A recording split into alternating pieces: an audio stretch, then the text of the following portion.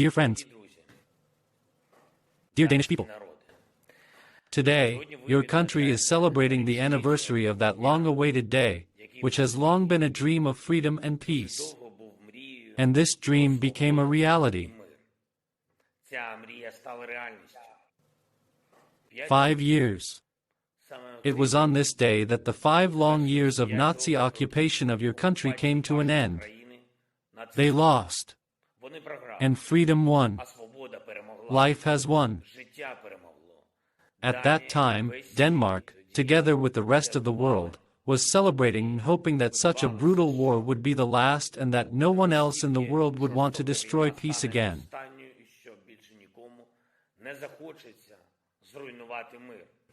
She hoped that people would no longer be in mortal danger, that you can get rid of military habits. I hope to forget forever that it is necessary to cover the light sources.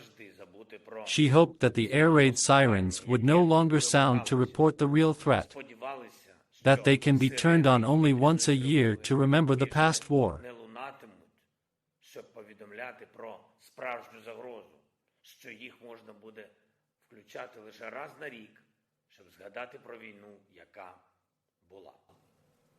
But the war came again.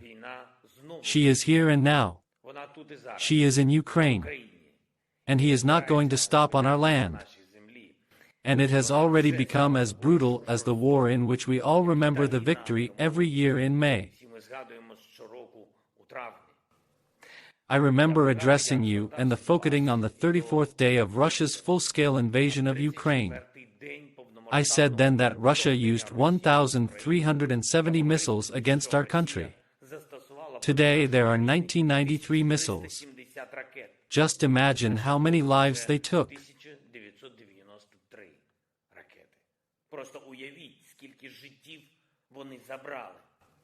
Most of them hit non-military targets. Then, on March 29, I told you that the Russian invaders destroyed 773 educational facilities in our country. And today, twice as much, 1,584. These are kindergartens, schools, universities. This is what the Russian army is fighting against in Ukraine. The invaders have already killed 220 Ukrainian children. And we do not yet know for sure that in the occupied territories. But when I spoke to you last time, there were 144 names on the list of children killed. You see these terrible numbers grow. It was 144. Now, 220 children killed. They did not even have time to feel what life is like. The Russian state is not yet ready to stop the war. They still dream of capturing Ukraine and other European countries. They still dream that freedom in Europe must disappear. But their dreams must not come true.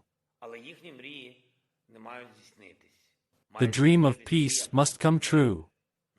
Our and your dream. Just like it was 77 years ago. Right now and in Ukraine it is being decided how people will live on our continent.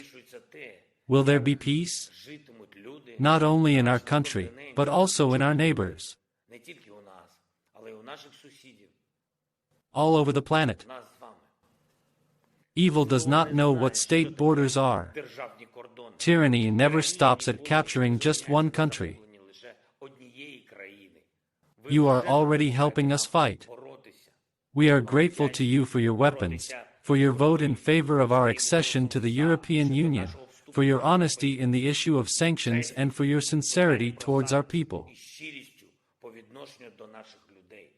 Today, many Ukrainian flags here and many flags on the streets of your cities eloquently tell us that you understand everything. No one will now say how many more days this war, unleashed by the Russian Federation, will last. But I believe that our day of liberation is approaching.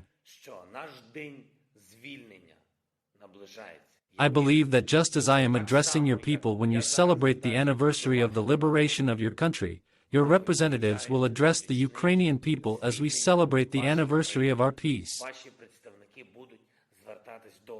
українського народу, коли ми будемо святкувати річниці настання нашого миру. Now, as every year, you light candles across the country in memory of that war and victory over evil. And I ask you, when you see the warm light of candles, to remember, please, about Ukrainian children. About those 220 children whose lives were taken by this war. Remember that Europe can do its best to keep this horrible list of children killed from growing. Never again. Thank you to each of you for your sensitivity and help. Thank you, Danny. Glory to Ukraine.